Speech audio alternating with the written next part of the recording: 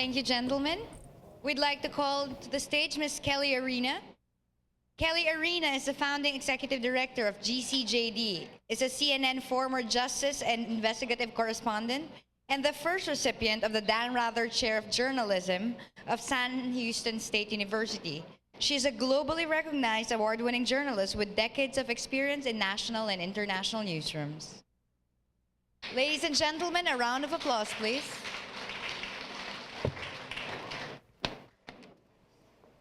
Wow, what a morning, huh? Lots of good stuff. I think y'all need to shake around a little bit because you've been sitting there for a long time. Just move your body a little bit so that you stay awake, maybe stretch a little bit, right? Move around because it takes a lot to concentrate for this long, right?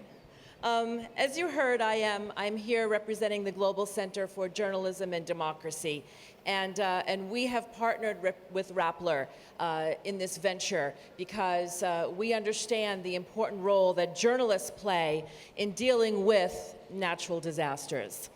When you think about of course, we have first responders that are so important, and government and relief organizations and so on that are vitally important in the process, but so is the flow of information. Before any big storm or volcanic eruption or any of the many things that we've seen happen in our world today, it is very important to get information out to the citizens so that they can make informed decisions. And so we know that journalists play an important role beforehand in making sure that citizens are equipped to take the action that's necessary to stay alive. During a storm, clearly, reporters play another vital role in helping citizens find out where they can go for safe shelter. We saw in the United States during Hurricane Katrina that the journalists were in places that government officials were not. And so we were able to get information out about people who were stranded on rooftops and electric wires that were coming down and causing fires, and places, shelters with no food, inadequate water. We were able to bring those realities to the public, to the officials, so that those people could get help faster than they would have. And then, of course, after the disaster, another very important role kicks in, and that's one of holding everyone accountable. So how do journalists play a role in that process? Well, clearly, lots of money floods in after any natural disaster, and journalists have to be aware of where it's coming from and where it's going and what the intention was. Is that money flowing to the places and the people that it was intended for? We all know that there are many scams that emerge after a disaster. There are evil people out there who try to take advantage when people are suffering for their own financial gain. Journalists play a role in alerting citizens to the fact that there are people who are trying to do those bad things. We also know that donors and public officials sometimes don't make the right decisions, not only because of corruption, and sometimes that unfortunately is part of the story, but because of bureaucracies, because of incompetence. There are many reasons that things don't happen the way they should in the recovery process. Journalists play a vital role at every single stage of a natural disaster, and I would argue at every single stage of daily life for any citizen. A true democracy cannot exist without a free press.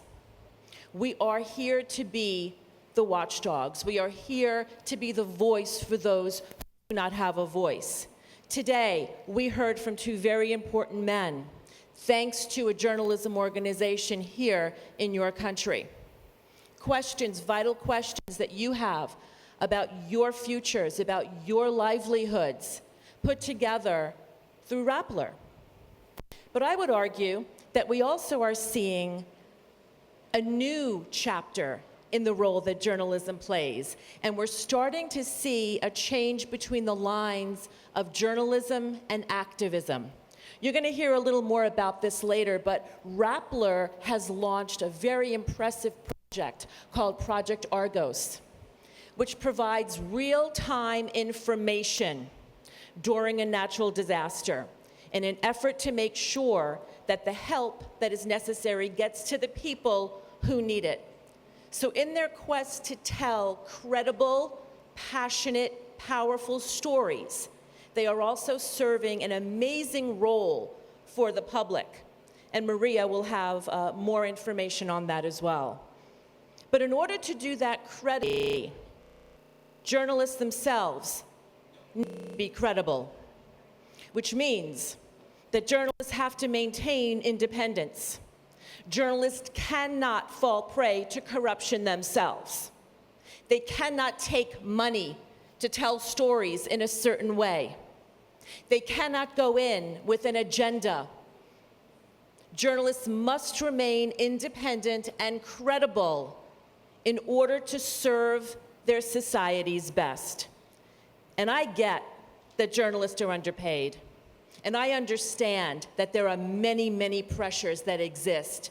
But there are people all around the world in very dangerous situations, dying to be credible. They are literally being killed because of their dedication to being credible and independent. So for the young journalists in this room, I implore you to be independent, to tell the stories that need to be told, and to play the important role that we know that journalists can play in making our world a better place.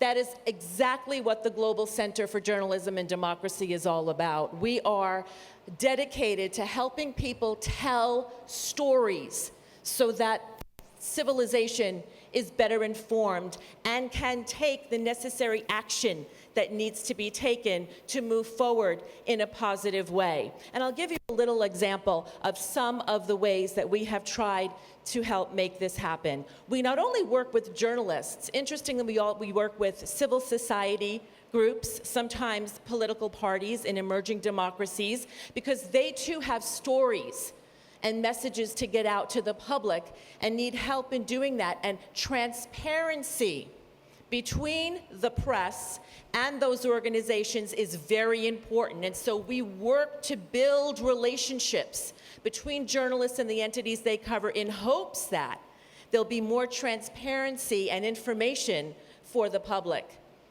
And we also try to bring attention to some very important issues, like the situation that you are dealing with here in Tacloban.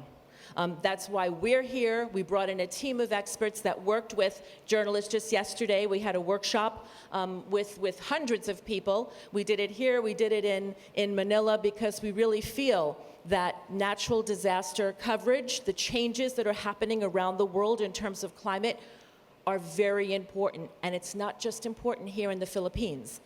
It's important around the globe. We'll take a little look at some of the projects that we've worked on. Here we are in Burkina Faso, which is in West Africa, and we were there to help journalists better cover women who were running for political office. The theme was gender equity, because unfortunately, in some countries, women are not covered by reporters in the same way that men are covered. And this hurts the political process, because if women are not covered correctly, people will not vote for them. And then you have lack of diversity in government. And we all know how important it is to have as many voices at the table as possible to get things done. And so we went into that country to work with journalists to help them understand and perhaps look at women from a different perspective. We also went to, here we are in Lebanon, Beirut, Lebanon, where we had a group of journalists who just started to cover the oil and gas sector in that country. There was a huge discovery of oil and gas off the coast of Lebanon. But those reporters had no idea how to cover that, because they never had before. And the government was promising that this discovery was going to lead to a lot of money coming into the country. Well, journalists need to make sure that processes are being followed properly. They need to make sure that that natural resource is used for the good of the people and not just for the good of a few people who are in power. Here we are in Tunisia, where we were working with political parties there. As you probably know, there was a revolution in Tunisia. They are just starting with the concept of democracy after decades of authoritarian rule. And we worked with some political parties to help them understand how to talk to the public, how to listen to the public, to understand what they should be doing as political parties. And this is a brand new concept there. They didn't really understand that they were there to serve the people. And so in their quest to try to communicate better, they better understood their role as a political party in that society. It's a very exciting time in that part of the country, as you know. Tunisia is a success story. We've also been to places like Egypt where things are much less certain. Here we are. We were in Poland. This was just this past summer. We were in Poland because Poland is celebrating 25 years of democracy this year. It's still a relatively young democracy, and journalists there are very engaged in covering money that comes from the European Union into small communities. And they were looking for some guidance in how to best make sure that those funds were being used in the proper way, that they were getting to the communities that they needed to get to. Even in a democracy like Poland, right? I mean, this is something that is very important, that journalists have to play that role of holding public officials accountable. There is no better organization in the world than the media to hold society accountable for their actions. As a matter of fact, we're not alone at all in that view. The United Nations is currently deciding whether or not to include freedom of expression and freedom of press in the UN development goals for after 2015. Now, there are some very big countries that are very much against that, who do not want freedom of expression and freedom of speech to be a development goal, because then what that means is that the world will be watching. The world will see what's happening in the free press arena and hold those countries accountable if they are not making improvements in that area. But it's something we very much support. But whether or not those goals are adopted as part of the post-2015 millennial goals, we will continue to fight that fight because we know how important journalism is as a development tool. And so I encourage all of the journalists out here, the government officials that are here, members of the military that are here, to recognize, to appreciate the role that the press plays in a society, and to understand that this is not necessarily an adversarial relationship, but one in which we can all work together for the good of our society. I'm going to leave you with a little video of what okay, you know what? We're not going to leave you with a little video because I've run out of time and I talk too much. So in any case, I just want to thank you so much. This room is crowded with people, and we are beyond thrilled that we could play a part in getting you all together here to discuss this very important issue. And God bless all of you.